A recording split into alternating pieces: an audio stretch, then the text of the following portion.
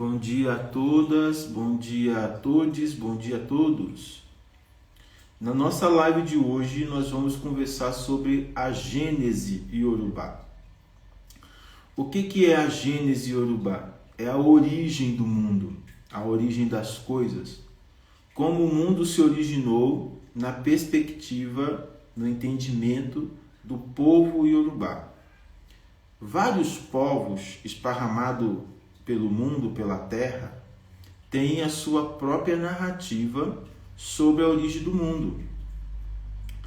Então, a tradição judaica cristã tem a sua própria narrativa, a tradição islâmica de igual maneira, os povos indígenas têm as suas diversas narrativas, os povos africanos também. Então, eu vou compartilhar com vocês como o antigo povo Yorubá do sudoeste da Nigéria, da atual Nigéria, compreende, entendeu ou construiu sua narrativa própria acerca da criação do universo, da criação do mundo, da criação do Aie. Nos primórdios existiam vários outros mundos. A Terra, ou Aie, não foi o único mundo a ser criado. Até hoje, nós podemos ter essa convicção, apesar da gente não conhecer outras instâncias de vida em outros planetas. A gente não tem noção disso. A gente sabe que há vida, mas a gente não tem comunicação nenhuma com outros seres que vivem em outros planetas. Mas existe e sempre existiu vida em outros planetas. Nós estamos falando de mais ou menos 1,6 bilhões de anos. A Terra, o que é chamado também de Aie, é o mais novo desses sistemas planetários. Antes da Terra ser criada, existiam outros lugares onde outros seres com outros tipos de inteligências viviam e viviam muito bem. Então, esses seres se comunicavam entre eles e esses seres tinham tecnologias das mais diversas. A Terra nunca foi o único planeta onde há existência, há vida. A Terra é somente um deles, o mais jovem de todos. Então, quando Olodumare, que é um demiurgo profundamente ocioso, que gosta de construir, que gosta de inventar, Olodumare é um arquiteto divino, né? Ele é um construtor divino, ele é um projetista, ele é um demiurgo que está sempre criando mundos.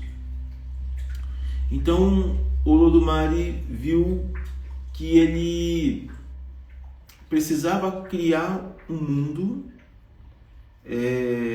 onde os habitantes do céu, os orixás, pudessem morar e pudessem conviver com as criaturas, com os humanos. A narrativa Yorubá, ela até parece ser uníssona assim, sabe? Olodumare acordou um dia e resolveu criar um mundo que ele chamou de Aie, de terra. Parece tudo bonitinho, tudo linear. Ele acordou de manhã, depois de ter tido um sonho, ele desenhou, ele projetou e incumbiu Obatalá, o seu filho, de encabeçar esse projeto de criação da Terra.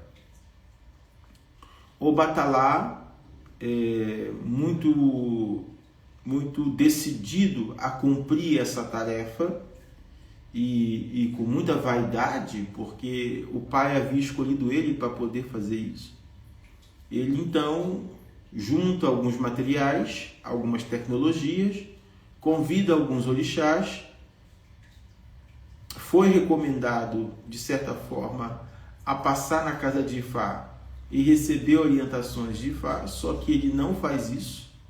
O Batalá não pega orientação nenhuma, ele entendeu que ele não precisava, e nem tampouco convida Ifá para vir com ele para a Terra. Ele escolhe ali uns seres para ajudá-lo nessa empreitada e parte rumo a esse novo lugar aonde a vida vai se constituir de forma plausível, de forma visível, né? Porque o projeto era um espaço de continuidade do Orum, onde as coisas podiam ser visíveis, já que o Orum as coisas são invisíveis. Os seres são invisíveis, as coisas são invisíveis, né? O Orum não tem a mesma dimensão, a mesma textura do que na Terra. É tudo muito mais... para você enxergar no Orum, você precisa de usar um óculos. Sabe esse óculos que a gente usa em salas de cinema com filmes em 3D? A gente tem que colocar um óculos para poder ver a coisa em dimensões diferentes. Então, se você chega no céu, no Orum, com esse olhar que a gente tem aqui na Terra, com esse nível de percepto, com esse nível de percepção, a gente não enxerga nada. Então, supondo que eu ou você ou qualquer pessoa conseguisse atravessar o portal atmosféricos e adentrar o Orum, adentrar em carne e osso, igual nessa matéria, nesse corpo, tal como a gente é aqui. Então, se a gente entrasse nesse espaço que é o Orum, com esse corpo, com esse percepto, né? Com essa percepção, a gente não ia enxergar nada, a gente não ia ver nada, a gente não ia ver ninguém. Por quê? Porque o Orum, a grosso modo, é um mundo invisível. Então, para a gente enxergar lá no Orum, a gente precisa de ter um óculos, um percepto muito particular. Tipo, quando a gente vai a uma sala 3D e a gente precisa de colocar aquele óculos para poder ver a coisa em dimensões diferenciadas. Então, o Orum tem dimensões diferenciadas. O nosso percepto comum de homens terrenos não acessa a dimensão, né, as dimensões do Orum. Então, a gente chegaria lá e não veria nada. A gente não vê nada. A gente precisa de um óculos 3D, um óculos apropriado, entendam, a gente precisa de uma visão diferenciada, não dessa, para a gente poder enxergar as coisas no Orum. Então isso está dizendo o quê? Que os seres que viviam nessa galáxia chamada Orum, nesse planeta chamado Orum, eles tinham capacidades, eles tinham dimensões muito maiores do que a a gente tem. Então esses seres que viviam lá no Orum não compreendiam, não viam, não tinham um percepto, não tinham a energia que a gente tem. Tá, pois bem, então o Batalá foi o primeiro a receber essa missão de vir a essa localidade e construir a vida na Terra. O Batalá fez isso, juntou uma comitiva e partiu em viagem, uma peregrinação que demoraria dias, talvez até meses. No meio do caminho, ainda muito longe de chegar aqui nesse lugar, nesse pântano, né? Porque esse lugar que eles iam chamar de Aê, esse lugar que eles iam construir, né, como a nova civilização, era um pântano. Ninguém sabia o que tinha aqui, né? Algumas narrativas dizem que era um espaço completamente vazio, escuro e todo aguado, um pântano, né? Então, numa determinada etapa da viagem, o Batalá resolveu descansar. Então ele ali montou um acampamento com a sua comitiva e descansou. No que ele descansou, Exu travestiu-se, né? Travestiu de alguém muito bom, aos olhos de uma divindade da altura de Obatalá, porque se o Exu tivesse manifestado para Obatalá como Exu, eu não acredito que Obatalá teria confiado nele, porque Obatalá tem muita desconfiança com Exu. não confia muito em Exu, porque sabe que Exu é trapaceiro, né? Exu não é orixá, mas eu posso falar disso em outro momento. Exu não é orixá, Exu é um biodemo, né? A gente tem que entender o que é um biodemo, né? Um biodemo é um ser diferente de orixá. O único orixá é o Batalá, mas a gente confunde tudo, mistura tudo, todo mundo virou orixá. Mas o único que é orixá é o Batalá, somente o orixá, o Batalá. Porque orixá também é o nome de Obatalá. Então quando eu falo assim orixá, eu estou falando de Obatalá. Mas Obatalá, ele acolheu como filho várias entidades, vários seres do Orum, que eram muito complicados. Que não era nem bom nem mal, que não era nem isso nem aquilo. Obatalá é bom. Obatalá é eminentemente bom. Obatalá chega a ser ingênuo de tão bom que ele é, porque a natureza orixá, ela é boa, muito boa. Obatalá é muito bondoso. Mas existia seres que não era nem bom, nem ruim, e nem tinha essa diferença de bom e ruim. A gente começou a elaborar, eu estou falando de 14,6 bilhões de anos, que é o tempo do orixá. A gente começou a elaborar esse conceito de bom, de mal, muito recentemente, gente. A gente começou a dividir, isso é bom, isso é mal. Mas há 14,6 bilhões de anos atrás, esse negócio de você é bom, você é mal, não existia. Mas a natureza de Obatalá era uma natureza incapacitada da maldade. Entende? Por isso que ele é chamado de Orixá-Animassim. Quer dizer, ele é puro. A pureza de Obatalá é uma pureza única. É uma pureza sem igual. Não existe pureza igual a de Obatalá. Ele é puro. Nenhum outro orixá, nenhum outro daqueles que foram também chamados orixá é puro como Obatalá. Obatalá é puro, profundamente puro, incontestavelmente puro. Ele é a pureza. Orixá-Animassim, Obatalá, o rei do pano branco. Ele é chamado de rei do pano branco, não é porque ele gosta de um pano branco, gente. Tem que entender na metáfora. Tudo é uma metáfora. Tudo é um sentido simbólico. Tem muita coisa por trás das nomenclaturas. Então, quando fala Obatalá, o rei do pano branco, não quer dizer que o Obatalá gosta de colecionar pano branco. Não. É que o branco e, consequentemente, o pano branco simboliza a alva, a pureza de Obatalá, a grandeza de Obatalá. Então, o pano branco em Obatalá simboliza a pureza, simboliza a alva, a candura, a bondade, a ternura, a compaixão e por aí vai. Então, Exu, que não presta um centavo, travestiu de sei lá o quê, porque Exu é um biodemo. Ele pode se travestir de muitas coisas. Exu não é orixá, né, tá? A gente cultua ele como orixá. Lá no Exu, mas ele não é orixá. Ele já existia. Ele já existia antes de Deus. Exu existia antes de Olodumare. Antes de Olodumare, Exu já existia. Exu morava numa concha. Sabe uma concha? Pensa uma concha grandona. Sabe essas conchas que vem pérola lá dentro? A gente usa ela muito para a Jexalungá.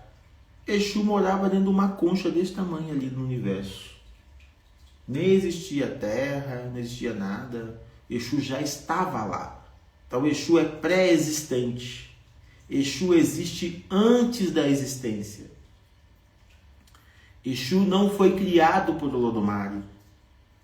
Exu foi criado pelo princípio das coisas pré-criadas.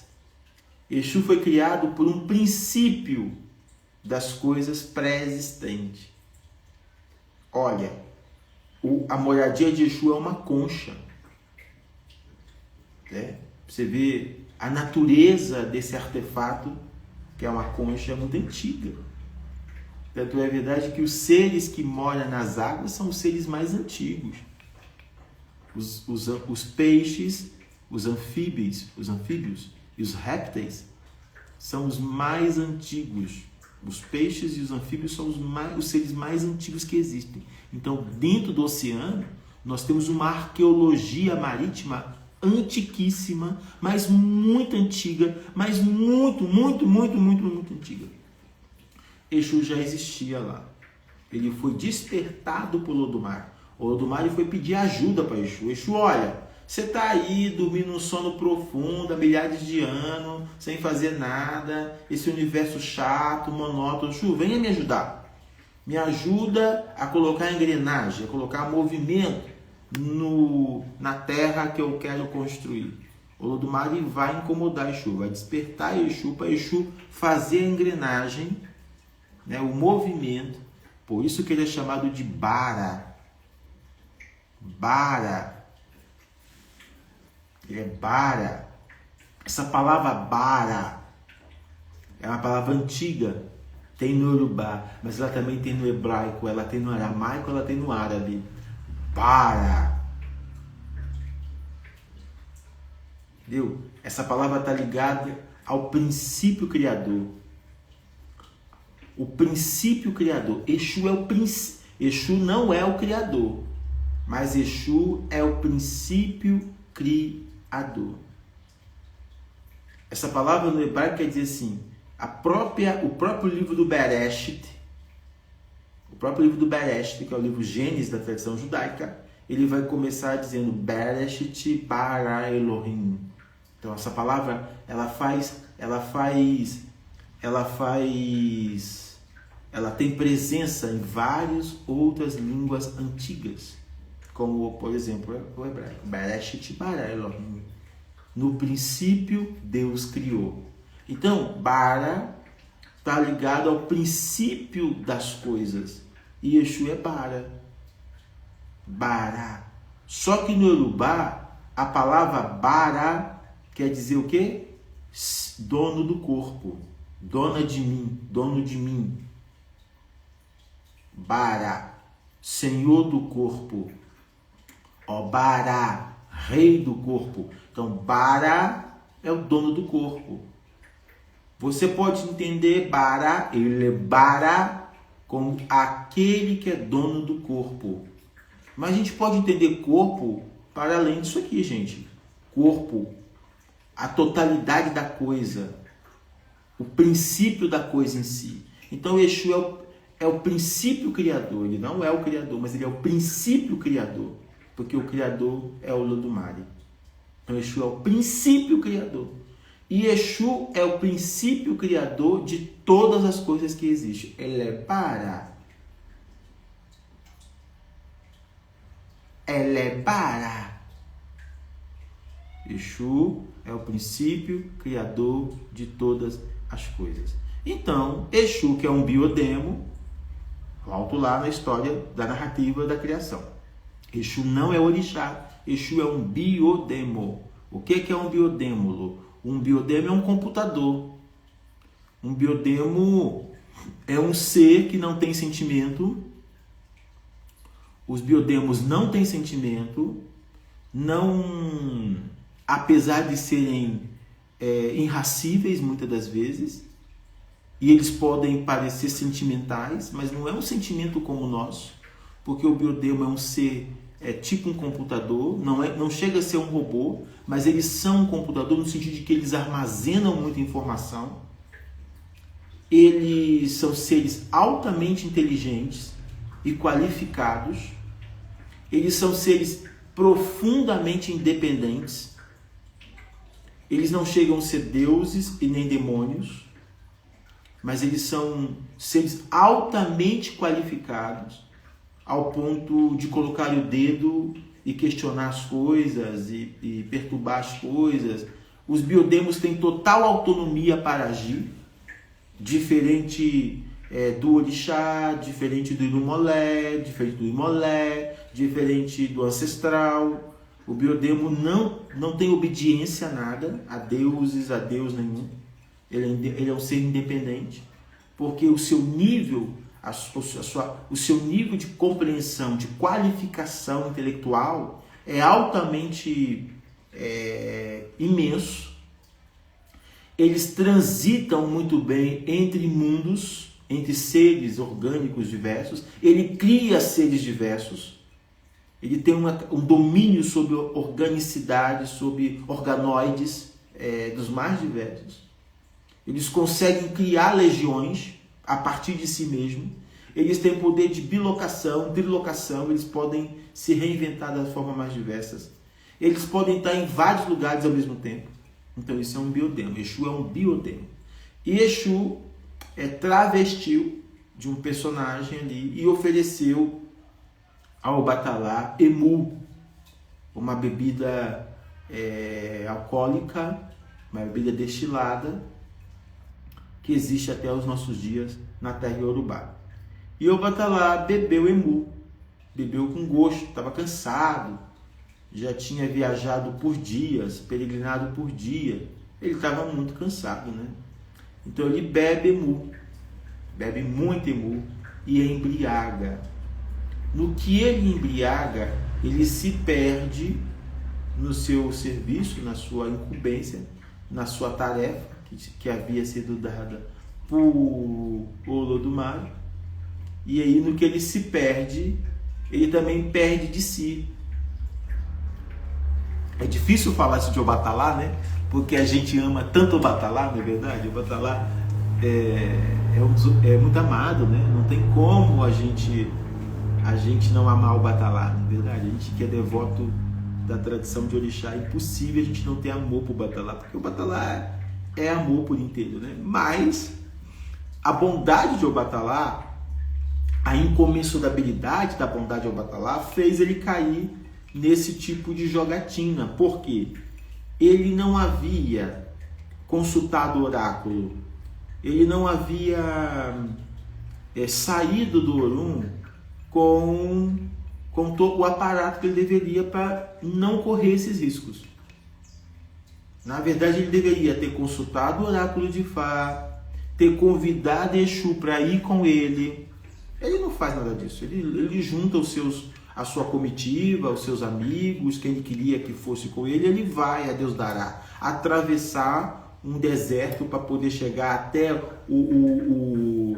a fronteira atmosférica e ali conseguir acessar esse pântano aonde eles iriam construir a terra, diríamos assim.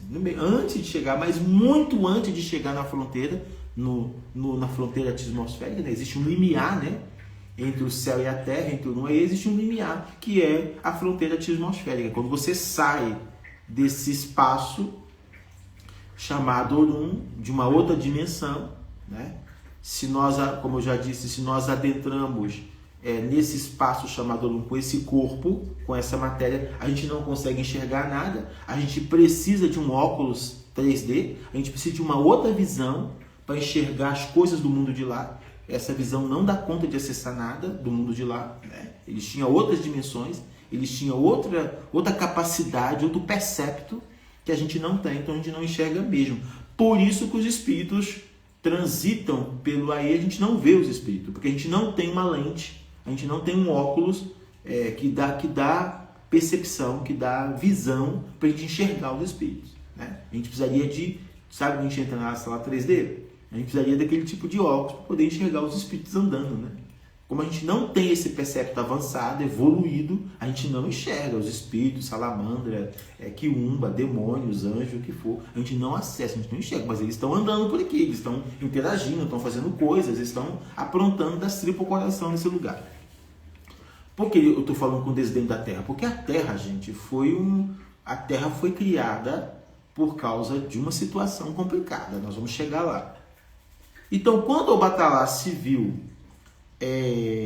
ali sem eira nem beira, perdeu o mapa, estava embriagado, perdeu noção, a comitiva se fragmentou, alguns voltaram, e ele se viu ali praticamente sem saber o que fazer, ele pega e retorna. Ele volta para o Olodumare, né? Mas nesse ínterim, Exu já havia chegado até o Orum e feito a denúncia de que o Obatalá não tinha competência nenhuma para poder liderar uma expedição de fundação de um planeta, de fundação de um sistema. Exu já tinha feito a fofoca, porque Exu é fofoqueiro, Exu é linguarudo. Exu é linguarudo, Exu fala. Se você perguntar para Exu, Exu fala. Exu, quem está falando mal de mim? Exu vai lá e fala para você. Você perguntar para Exu, Exu, quem está tramando contra mim? Exu vai lá e fala para você. Exu fala tudo, basta você pagar para ele. Exu aceita pagamento. Exu gosta da negociação. Exu gosta que você negocia com ele, descaradamente, sem pudor nenhum. Você negocia com ele, você compra Exu. Olha, Exu, quero saber disso aqui, quero que você faça isso aqui para mim. Olha, resolve isso aqui para mim. Então você vai. Exu é exatamente esse ser que transita na negociação, que trabalha na negociação, que possibilita as formas de negociação diversas, não é problema nenhum, porque Exu funciona dessa forma. No que Obatalá retorna, Olodumare, profundamente de sobreaviso, Olodumare sabia que ele tinha falido na empreitada, ele coloca o Obatalá de lado, como quem diz, eu tenho uma outra tarefa para você, e pede para Onilé, para Odudua, Onilé, não Odudua, o patriarca que vai fundar Ileifé milhares de anos depois, mas ele pede para Onilé, para sua filha Odudua, comandar essa segunda comitiva. Só que Odudua, que é fêmea, que é de natureza feminina, ela faz a tarefa direitinho. Ela vai à casa de Ifá, ela consulta o oráculo,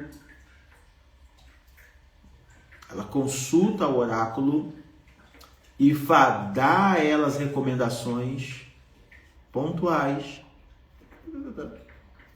e ela convida Ifá, convida Orumilá, convida Xangô, convida Obaluaê, convida Ogum.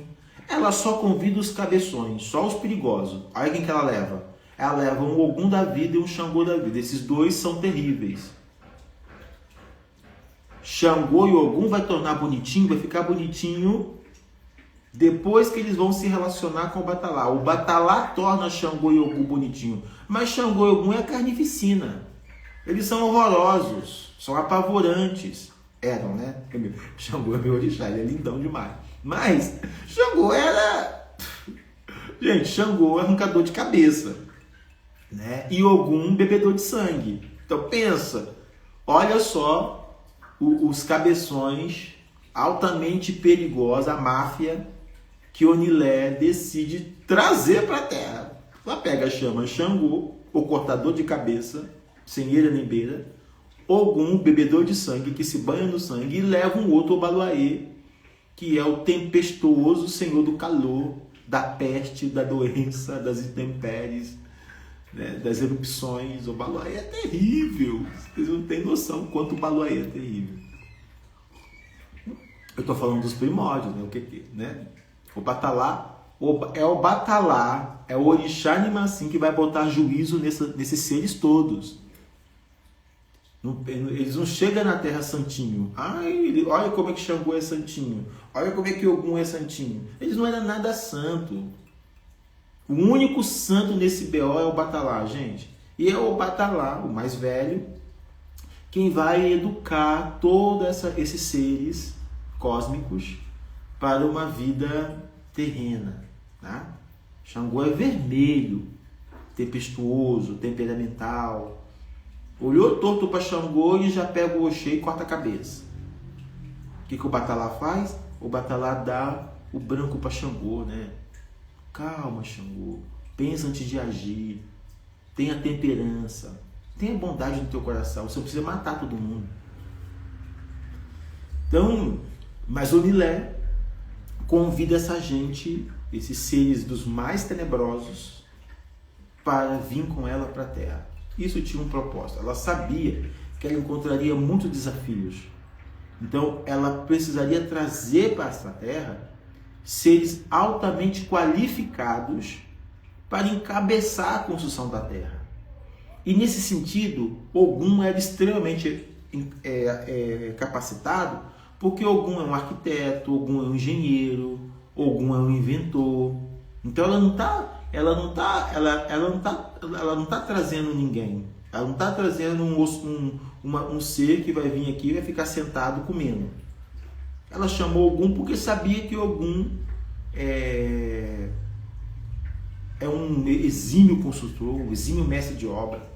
Ela chamou Xangô porque ela sabe que Xangô domina a pedra, domina o uso da pedra.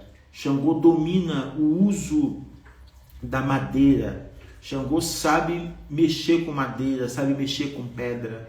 Tanto é que ele é chamado também de Jacutá. Xangô é o dono da pedreira, o dono das pedras. A força da pedra mora em Xangô, né? Então ela chamou pessoas capacitadas. Obaluayê é um grande... Ele domina o calor, né? Obaluayê, apesar dele é um orixá ligado à doença e aos processos de quentura, mas ele domina o calor, né? E o calor pode ser muito interessante em circunstâncias diversas, né? Então, essa gente vem Conilé, Orunmilá, Xangô, Ogum, Obaluayê, e outros seres que a gente desconhece. Tá? E outros seres que a gente desconhece. E com Exu, né? Exu também vem com ela. Exu é muito amigo dela, né? Exu ajuda ela em tudo. Ela pagou muito bem a Exu. Deu a parte de Exu, né? Fez um bom combinado com Exu. Se você faz um bom combinado com Exu, bora. Se você fez um bom combinado com Exu, o negócio que você está abrindo é um sucesso, o casamento que você está fazendo é sucesso, a empreitada que você está fazendo é sucesso, a viagem que você vai fazer é sucesso, tudo é sucesso se você negociou bem com Exu, você não vai ter problema. Então eles vêm. E no que eles vêm, nessa comitiva, ela consegue, o Nilé consegue fundar a terra. Ela funda a terra. Ela deixa o alicerce da fundação, diríamos assim. E volta com essa mesma comitiva para comunicar ao Olodumare que os fundamentos da terra foram colocados. Ela coloca lá os fundamentos. Onilé é a dona do fundamento. Ela é chamada de Oni-Ilé. Onilé quer dizer senhora da terra. Onilé, senhora da terra. Oni, senhora ou senhor. Ilé, terra. Ou pode ser também Onilé, senhora da casa. Você também pode chamar, pode dizer senhora da casa. Qual casa? A casa, né? A casa grande. A macro casa, que é a terra, que é o planeta. Ela é a senhora da terra, né? Senhora da casa. E no que ela volta e dá notícia para o Olodumare, o Olodumare disse: ok, obrigado, né, muito bem pela tarefa que você fez. E aí ela desaparece. Ela sai de cena. A gente pode deduzir que ela voltou para aquilo que ela mesma é, né? Então ela foi a primeira a estar aqui. Ela é a própria terra. Então ela volta e vai viver, e vai se abrigar, né? Vai fazer morada disso que ela mesma é, a terra. E aí Olodumare chama novamente o Batalá e diz para ele: agora eu preciso de você, você vai fazer direito.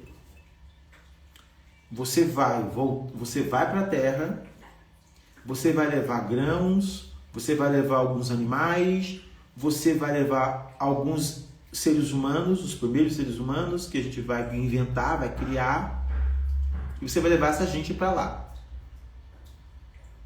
Os primeiros seres que foram criados no Orum eram todos robôs.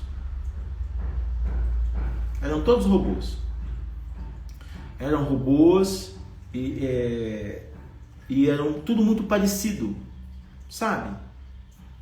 Eles não tinham muita diferença. Essa gente foi criada para poder trabalhar, para poder vir para cá e trabalhar e criar a terra. Então o Batalá trouxe um monte de robô para a Terra, além dos orixás que já tinham vindo antes com Onilé, voltaram com ele, aí Exu foi, o Batalá fez o dever de casa direitinho, o Ludumare entregou para ele uma sacola, dentro dessa sacola tinha terra, tinha grãos, tinha alguns animais, alguns pássaros, não, tinha um pássaro, tinha um camaleão, tinha uma galinha. Ele trouxe tecnologias dentro dessa sacola, né? E levou essa gente, trouxe essa gente para a Terra. Quando eles chegaram na fronteira, eles pararam, acamparam ali na fronteira, né? Entre o céu e a terra, acamparam ali.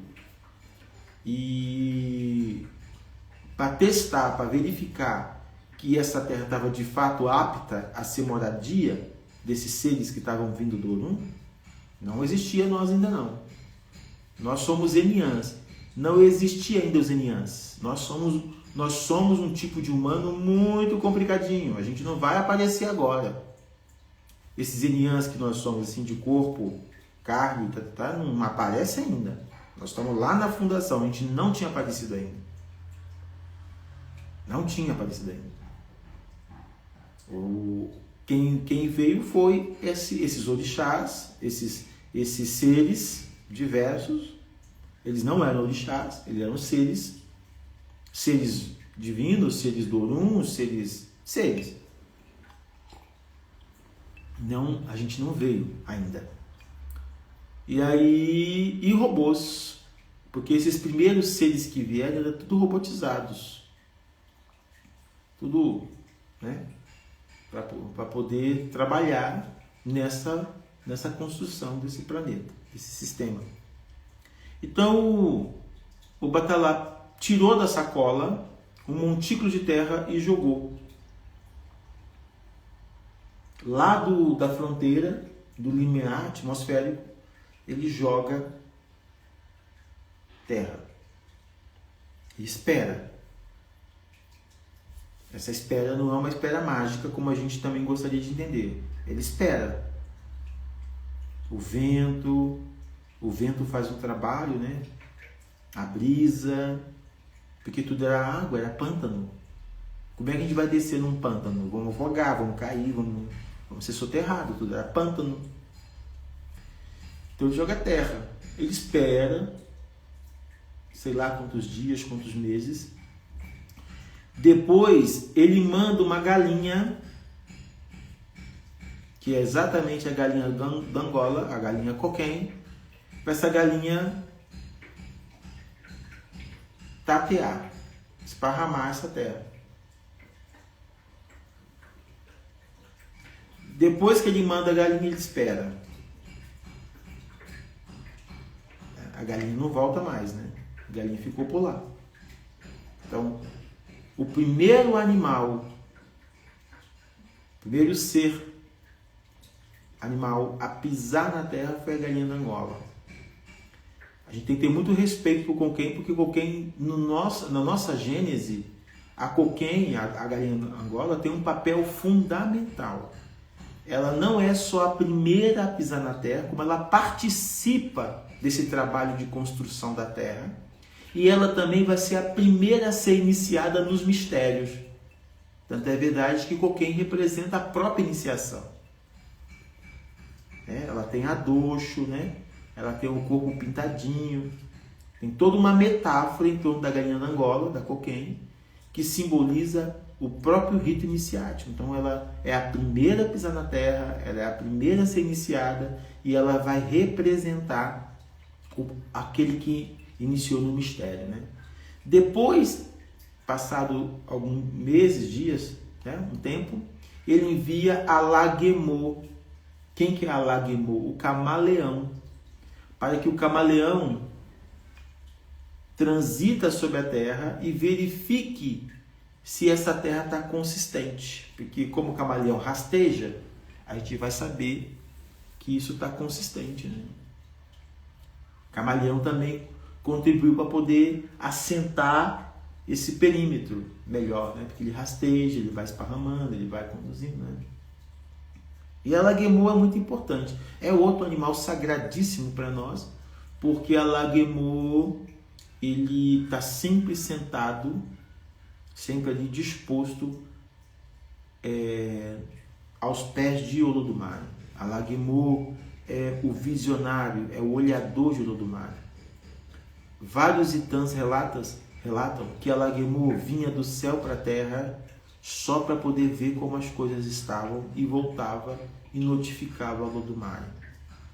A laguemô tem uma relação também muito forte com o batalá e com o Orumilá. O largato, né? A laguemô é o largato, o camaleão, propriamente.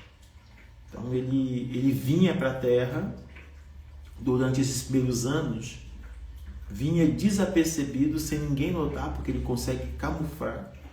Aqui ele olhava tudo, depois voltava e notificava ao Olodumare como estavam as coisas aqui. Então ele tem um papel muito importante na criação e na continuidade dela.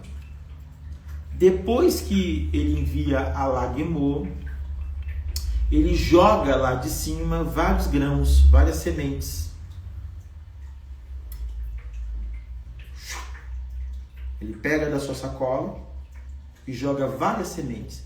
E tem plantas que são plantas celestiais, tem árvores que são celestiais. Nós ainda temos aqui na Terra árvores, plantas que vieram do céu. Entendeu?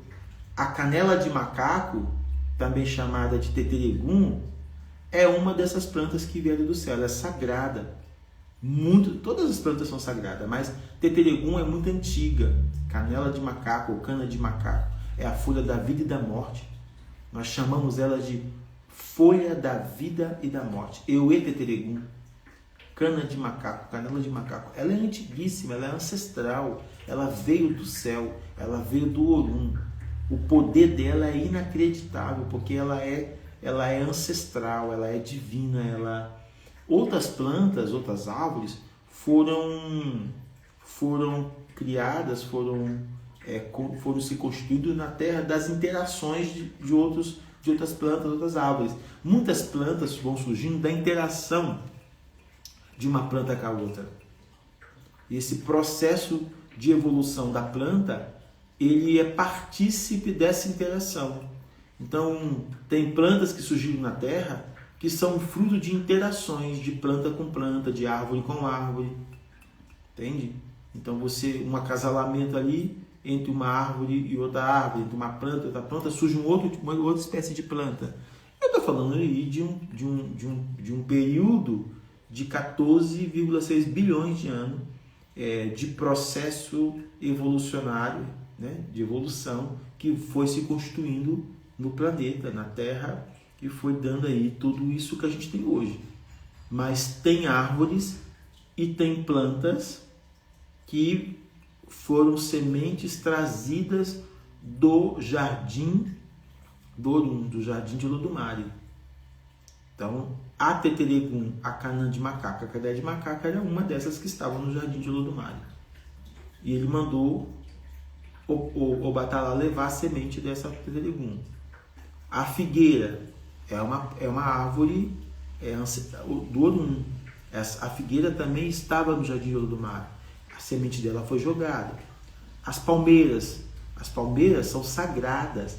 Muitas palmeiras existiam no Orum. Elas também foram jogadas aqui, né? E aí essas sementes foram lançadas. O batalá esperou. Vamos esperar o resultado dessa semente, o que elas vão dar, o que vai acontecer com elas. Por fim, o batalá envia uma pomba, Eleie, que também é muito sagrada para nós, simbolizando a grandeza, né? Eleie é muito boa por ir. Eleie, a pomba, simboliza a grandeza da pessoa. É um pássaro grandioso, é um pássaro muito importante para a nossa tradição. Então Eleie é uma Eleie enviada, porque Eleie é um pássaro do Orum. Esse pássaro existe no Orum, tá? É um pássaro pré-existente, não é um pássaro que foi inventado, criado na Terra a partir da interação de outras aves. Ela é uma árvore primordial. A pomba é uma árvore, não, um pássaro. A pomba é um pássaro primordial, pré-existente. E o batalá solta a Eleia. Tanto é verdade que a Eleia também está muito associada, a pomba também está muito associada ao batalá. Ele solta a Eleia e deixa a Eleia voar nesse território que está se constituindo. Passa dias, meses, Eleia volta com um raminho de folha verde no bico.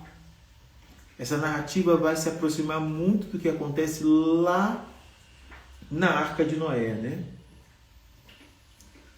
Porque vocês sabem que na cosmogonia abraâmica, Javé cria o mundo, depois com a revolução de Lúcifer e com a queda dos anjos decaídos que começaram a aparecer na Terra, Javé se arrepende da criação e ele escolhe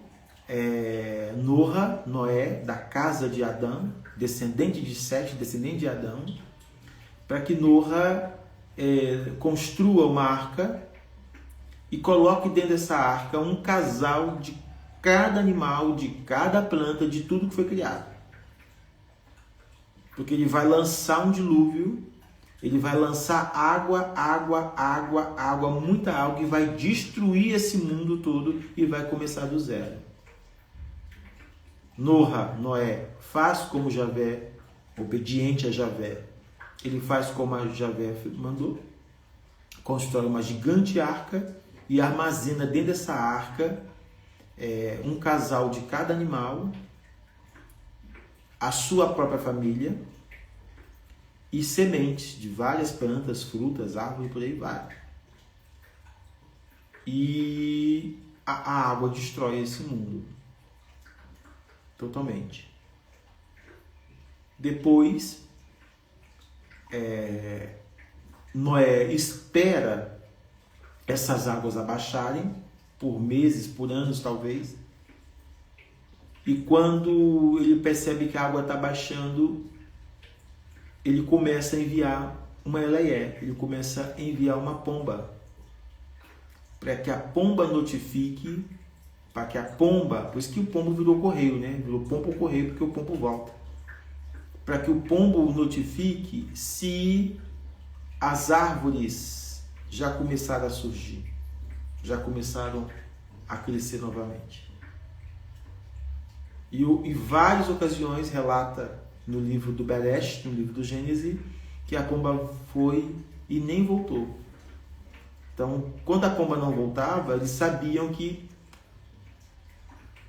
a coisa não tinha funcionado ainda. Mas um dia a pomba volta com uma folhinha verde no bico, simbolizando que poderia já devolver os animais, as sementes para o mundo, né? A mesma coisa aconteceu quando o batalá envia Eleia, envia a pomba, para ver se as sementes que ele tinha jogado já tinham crescido. A pomba volta meses depois, talvez anos, notificando que sim, já havia crescido. E aí é quando uma corrente, o último ato de Obatalá, ainda na fronteira do céu com a terra, no perímetro atmosférico, Obatalá joga uma corrente.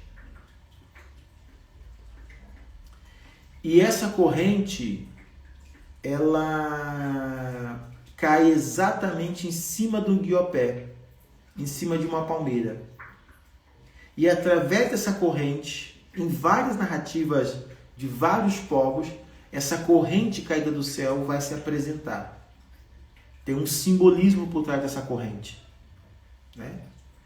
Por trás dessa cadeia. Não é somente uma corrente à toa. Tem um simbolismo por trás disso. Eles descem dessa fronteira do perímetro atmosférico para a Terra nessa corrente, até que eles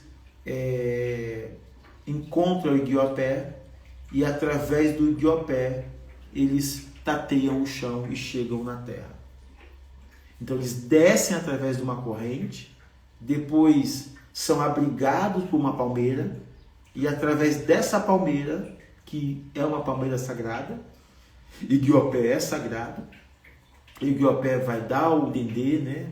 que é o primeiro, que é a base do alimento originário dessa civilização que está se construindo. E todos eles descem para a terra através dessa palmeira, através de Igiopé. E ali começa o trabalho civilizatório. Ali eles começam a organizar a civilização. Nesse tempo, esses seres iam e vinham do céu para a terra com total liberação. Não tinha barreira que impediam eles de transitar entre o mundo visível e o mundo invisível, até porque eles tinham tecnologias, eles possuíam tecnologias que davam acesso a eles de forma imediata a esse espaço, ao mundo do visível, que é o Aie, que eles estavam construindo, e o mundo invisível, que é o Orun, da onde eles vinham. Então, os primeiros habitantes do Aie eram seres do mundo invisível. Nesse ínterim, que esse processo civilizatório estava avançando, esses seres divinos, esses seres do Orun estavam criando aqui os seus territórios, eles se tornaram os primeiros líderes desse espaço. O Batalá volta ao Orun e comunica ao Olodumare, vai levar para o Olodumare um relatório dizendo como está a vida na Terra. E o Batalá faz uma queixa. A Terra vai bem, mas precisava de outros seres, que não fossem os robôs que eles já haviam trazido para criar, para trabalhar, para inventar. Eles tinham criado robôs. Os primeiros habitantes foram esses seres esquisitos, diversos, e também robôs, que eram tudo igualzinho, faziam a mesma coisa. Mas o Batalá, percebendo que a vida na Terra era bom, ele volta ao Orun e diz para o Olodumare que precisava de criar seres mais sensitivos, seres mais adaptáveis a interações, a comunicações. Olha o Batalá pedindo para criar exatamente seres como ele, que tivesse bondade, que tivesse sensibilidade, que tivesse afeto, que tivesse humanidade, né? E o Olodumare encarrega o Batalá, então, de fazer isso, de criar esses seres, né? O Batalá vai até a casa de um oleiro chamado Adjalá. Esse oleiro é muito perturbado, cachaceiro, mas ele vai, porque apesar dele ser perturbado e cachaceiro, vivia bêbado, vivia embriagado, ele era o melhor oleiro do céu. Ele tinha uma olaria no céu. E ele sabia inventar, ele sabia criar coisas.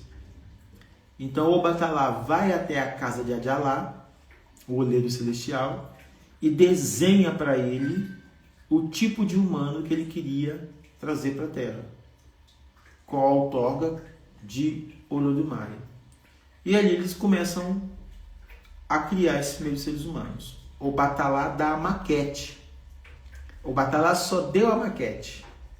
Olha, eu quero seres humanos assim, com essas características, com esses traços. Só que o Batalá não sabia, ou fingiu que não sabia, ou não quis saber, que Adjalá só trabalha embriagado. Parece que a embriaguez desencadeia um estado criativo em Adjalá. Então ele bebe para desencadear um estado criativo, um processo criativo.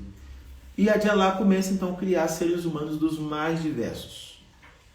Torto, deficiente, complicado, difícil, bonzinho, malzinho. Ele começa a criar seres humanos com características diversas, das mais diversas. E aí está o mistério de Obatalá. Porque o Batalá é exatamente este que abriga a diversidade, que abriga as diferenças. Porque nessa ideia de Adjalá criar seres dos mais diversos, complicado, não complicado, assim, baixo, alto, cabeçudo, com cabeça pequena, cabeça grande, grande, pequeno, está o princípio da diversidade. Então tem um sentido aí. Porque o Batalá queria povoar a terra de seres diversos. De diversos seres, com características diversas. E isso é o que acontece. E esses seres humanos, que é uma espécie de seres chamada Enian, tá? Não são biodemos, não são orixá, não são irumolés, não são imolés, não são salamandras, não são quiumbas, não são etc. São Enians. Enian é uma classe de seres que eu pertenço, que você pertence.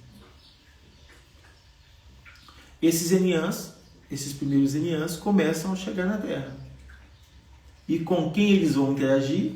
Eles vão interagir, inclusive sexualmente, com esses primeiros seres não Enians, exceto os robôs, que já estavam aqui. Os robôs são assexuados, não interagem com ninguém, não fazem sexo, mas esses robôs estavam aqui. Com o tempo eles foram sendo desativados. Se a gente cavar, se os arqueólogos começar a cavar em profundidades mais densas, eles vão achar esses robôs. Esses robôs ficaram na Terra, foram desativados, não voltaram para o Orun. Não tinha sentido eles voltarem para o Orun, porque aconteceu uma revolução no Orun. Porque esse projeto da Terra deu tudo errado. O Olodumare surtou lá em cima. Uma revolução aconteceu lá em cima. E um vírus foi lançado na Terra. E todos nós ainda somos vítimas e consequência desse vírus que foi lançado na Terra, do qual esse projeto da criação deu muito errado. E a gente está aí, avançando, evoluindo, tentando desativar esse vírus, né?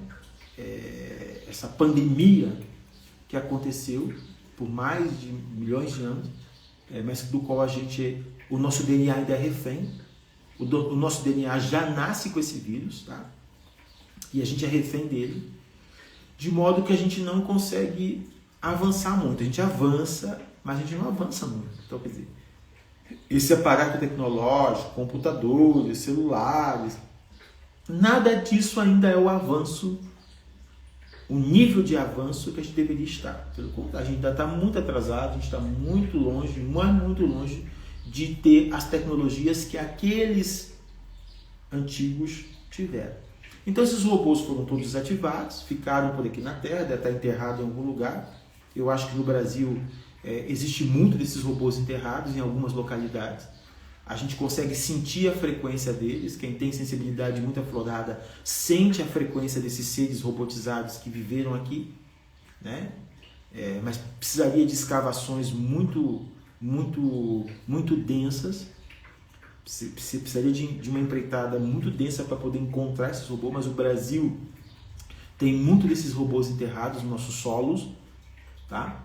E esses robôs foram desativados e esses Enians começaram a interagir com esses seres divinos, Irumolés, Imolés, Orixá, e deles começaram a nascer pessoas, semideuses. Então muitos de nós somos semideuses, muitos de nós somos descendentes de deuses, outros são de interação humano com humano, mas outros são de interação de humanos com esses deuses, somos semideuses. E essa classe de semideuses ainda existe na Terra, tá? Não é difícil reconhecê-la. Se você juntar a sua mão, tá? Junta a sua mão se essa linha da sua mão, tá? Não tem essa linha da sua mão? Não, aqui está a primeira linha, que é a linha do coração. Se você juntar suas duas mãos e essas duas linhas se encontrarem, tá? E formar uma meia-lua, você é um semideus. Se essa linha não se encontrar, você não é semideus, você é humano. Tá? Então faça o teste. Se essas linhas se encontrarem, você é um semideus. Você é de linhagem de deuses.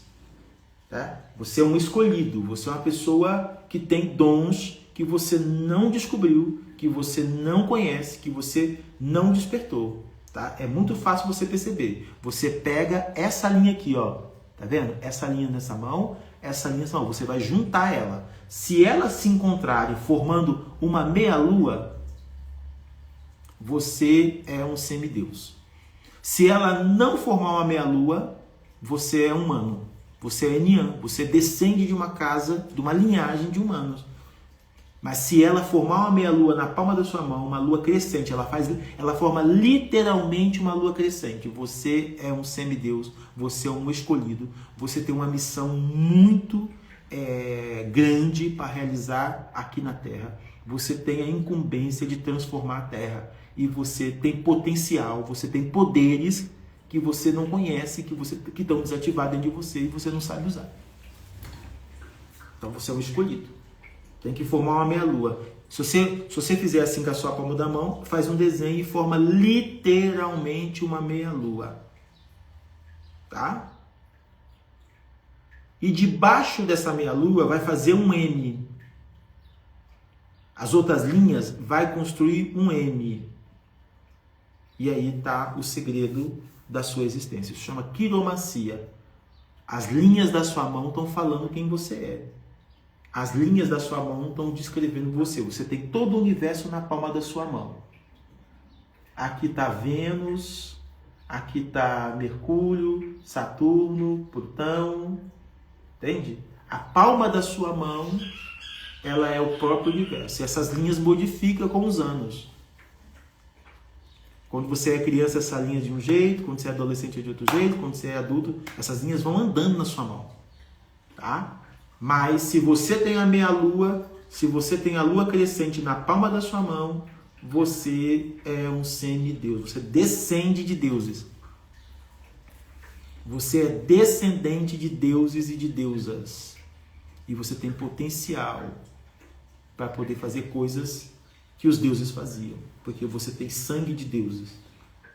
Geralmente essas pessoas têm um sangue O positivo. As pessoas têm um sangue vermelho muito denso. Quando elas cortam, sai um sangue vermelho muito denso. E são muito raras. De 10 pessoas, num coletivo de 10, 20 pessoas, se 3 tiver a lua crescente na palma da mão, são poucas. Elas não são muitas. Os escolhidos não são muitos. Os semideuses não são muitos nesse mundo. A maioria são humanos. A maioria são enians. Mas se a sua palma da sua mão faz uma meia-lua, se as linhas das duas mãos, se essa linha aqui encontra com a outra linha da outra mão, literalmente elas se emendam formando uma meia-lua, você é um descendente de deuses e de deusas. E você é um escolhido, você tem uma missão muito grande para realizar. E aí os humanos começaram a interagir com os orixás, casavam entre si, o orixá casava com o humano casava com outro humano, formando linhagens na Terra. Linhagens da casa dos deuses e a linhagem das casas dos humanos. Lógico que a linhagem da casa dos humanos, quem quiser que eu analise a mão, só vou essa promoção, vamos dizer assim, só serve para quem está online aqui agora. Quem quiser que eu analise a palma da mão, faça uma foto da sua mão juntada assim e mande para mim no inbox do meu Instagram, que eu vou fazer uma análise da sua mão e vou dizer se você é descendente de humanos da primeira hora ou se você é descendente dos deuses da primeira hora. Não adianta espalhar isso não, que eu só vou fazer isso para as 9 pessoas que estão online aqui agora, tá? Não tenho tempo para poder abrir isso para todo mundo, né, gente? Quem está online, eu vou dar essa análise de graça sobre a sua linha, da sua linhagem divina ou da sua linhagem terrena. Então eles começaram a interagir entre eles, né? É lógico, esses descendentes de humanos comeram o pão que o diabo amassou. Ok? Por quê? Porque essa terra virou uma bagunça, virou uma zona, gente. Parem de achar que isso aqui é um paraíso. Essa terra virou uma zona. Por quê? Porque aconteceu uma revolução lá em cima. O projeto da criação, puf, deu tudo errado. Mas eu vou deixar para um outro tema. Né? Eu tenho que deixar essa história. Por que esse projeto de criação deu errado e a coisa começou a desativar lá em cima, virar uma bagunça. E sabe o que aconteceu aqui embaixo? Porque a lei da complementaridade, não é? O que está em cima está embaixo. Lá em cima começou a dar BO, uma revolução. E aqui embaixo, gente, as casas reais ligadas aos deuses começaram a escravizar os humanos. Começou o processo de escravidão, de servidão, né? E foi aí que a bagunça se instalou nessa terra e está instalada até hoje. Entende? Como é que a coisa não é tão bonitinha como a gente imagina? O nosso DNA está corrompido há mais ou menos 12 bilhões de anos, 13 talvez. Há 13 bilhões de anos que o nosso DNA está corrompido por causa de uma revolta lá em cima. Houve uma revolta lá, ó, deu tudo errado. E aí a gente está pagando o preço. A gente não consegue conversar, a gente não consegue irmanar, a gente não consegue viver uma unidade, né? Tem gente que tem mais, tem gente que tem menos. Uma pouca vergonha esse mundo, né? Não tem nada de bonito aqui não, tá? Tira da tua cabeça. Tem gente vivendo em condições deploráveis. Tem gente vivendo em condições terríveis. Num mundo que é tão rico. Onde as coisas poderiam ser compartilhadas de forma coletiva. E as pessoas cada vez mais se odeiam. As pessoas cada vez mais estão nem aí, as pessoas estão cada vez mais egoístas. Isso é o DNA corrompido que está sobre nós. Nós temos que limpar esse DNA e a gente só vai limpar esse DNA quando a gente restaurar a vida divina. Enquanto a gente não restaurar a vida divina, o nosso DNA continuará corrompido. Eu paro por aqui hoje. Um abraço para vocês. Na segunda-feira eu vou falar então sobre essa revolução que aconteceu lá no céu, lá no Orun, lá nesse planeta, que é o planeta que criou a Terra. Vale frisar isso, foi o Orun que criou a Terra. Foi esse planeta que criou a Terra. Então eu vou falar na segunda-feira numa live sobre essa revolução que aconteceu no Orun, que deu uma OBO aqui embaixo e a gente paga o preço até hoje. Bom final de semana, um abraço muito grande. Quem não estava desde o começo dessa live, vai no meu canal do YouTube, canal Farai Mará, e assista essa live poderosa, essa live bombástica, que vai estar lá no meu YouTube, no meu canal Farai Mará, para todo mundo ver essa história, essa saga da gênese, da criação do mundo na perspectiva do Orixá, na perspectiva Urubá, na perspectiva de Ifá. Tchau, tchau!